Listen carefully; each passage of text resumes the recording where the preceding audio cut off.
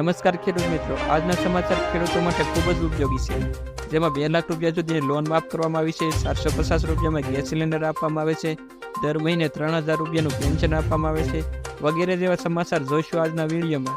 એ પહેલાં જો તમે અમારી ચેનલ ઉપર નવા હોય, ચેનલને સબસ્ક્રાઈબ કરવાનું ભૂલશો નહીં. તો આજના સમાચારની શરૂઆત કરીએ. મોદીજીની મોટી જાહેરાત. અયોધ્યામાં રામ મંદિરની પ્રાણ પ્રતિષ્ઠા પૂરી કરીને આશા ફર્યા કે તરત જ દેશના વડાપ્રધાન નરેન્દ્ર મોદીએ એક મોટી જાહેરાત કરી છે. આ જાહેરાત અનુસાર વડાપ્રધાન નરેન્દ્ર મોદી સૂર્યોદય યોજના હેઠળ આખા દેશમાં 1 કરોડ ઘર ઉપર રૂફટોપ સોલાર લગાવવામાં આવ્યું છે. દેશના ગરીબ અને મધ્યમ વર્ગના લોકોનું વીજળીનું બિલનું ઓછું આવે તે માટે આ રૂફટોપ યોજના લગાવવામાં આવી છે. જેથી કરી સોલારના પાવરથી તેના વીજળીનું બિલ ઓછું આવે તે માટે આ યોજના શરૂ કરવામાં આવી છે. કૃષિ લોન ખુશખબર. આગામી 1 ફેબ્રુઆરીના રોજ વચગાળાનું બજેટ આવશે.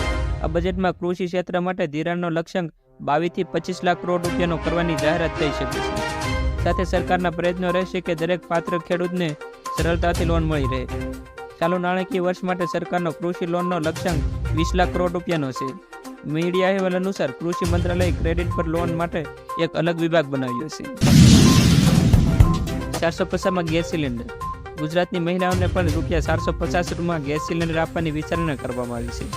ગુજરાતમાં પણ રાજસ્થાન ભાજપ સરકારની જેમ આગામી સમયમાં ઉજ્જવલા યોજનાને લાભાર્થી લાખો મહિલાઓને ₹450 ગેસ સિલિન્ડર આપવા માટે સરકાર વિચારણા શરૂ કરવામાં આવી છે. તો ઉચ્ચ કક્ષાએથી લીલી ઝંડી મળશે તો રાજ્ય સરકારના આગામી બજેટમાં તેની જાહેરાત કરી શકે છે. જો ઉપરથી તેની મંજૂરી મળશે તો તેને ₹450 ગેસ સિલિન્ડર ગુજરાતમાં પણ મળી શકે છે. ખેડૂતોનું દેવું માફ. મોદી સરકારે વર્ષ 2014માં સત્તા પર આવ્યા પછી વર્ષ 2022માં ખેડૂતોની આવક બમણી કરી દેવાનું વચન આપ્યું હતું. જોકે સરકાર તેનું આ લક્ષ્ય પૂરું કરી શકતી નથી. મોદી સરકારે આપેલી સમય મર્યાદા પૂરી થઈ ગઈ છે. આ સમયગાળામાં ખેડૂતની આવક બમણી થઈ કે નહીં તેનો ખ્યાલ નથી આવ્યો, પરંતુ તેમના પર દેવું અનેક ગણું વધી ગયું છે. ત્યારે હવે 2024ની ચૂંટણીમાં ફરી એકવાર દેવા માફીનો મુદ્દો ઉઠી શકે તેવી શક્યતા છે. 2 લાખ સુધીની લોન માફ. બિહારમાં નીતિશ સરકારે ગરીબ પરિવારને દરેક સભ્યને 2 લાખ રૂપિયા આપશે. આ પરિવારોની સંખ્યા 16,33,312 છે. જાતિ આધારિત વસ્તી ગણતરી દરમિયાન તેમાં ડેટા એકત્રિત કરવામાં આવ્યો છે. મુખ્યમંત્રી નીતિશ કુમારે વિધાનસભામાં આ ગરીબ પરિવારોને આર્થિક સહાય આપવાની જાહેરાત કરી હતી. ત્યારબાદ 16 જાન્યુઆરી મંગળવારે સાંજે કેબિનેટની બેઠકમાં ગરીબ પરિવારને આર્થિક સહાય આપવાની પ્રસ્તાવને મંજૂરી આપવામાં આવી હતી.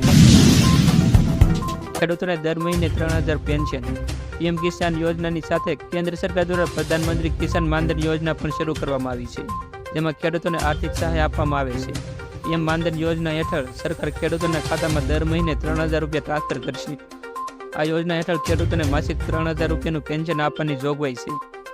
જ્યારે આ યોજનાનું પ્રીમિયમ પણ કિસાન સન્માન નિધિની યોજનાની રકમમાંથી કાપવામાં આવે છે. આ માટે તમારે એક અલગ ફોર્મ ભરવાનું રહેશે. તેમજ આ પેન્શન યોજનાનો લાભ લેવા માટે ખેડૂતોએ દર મહિને ₹55 થી ₹200 સુધીનું યોગદાન આપવું જરૂરી છે.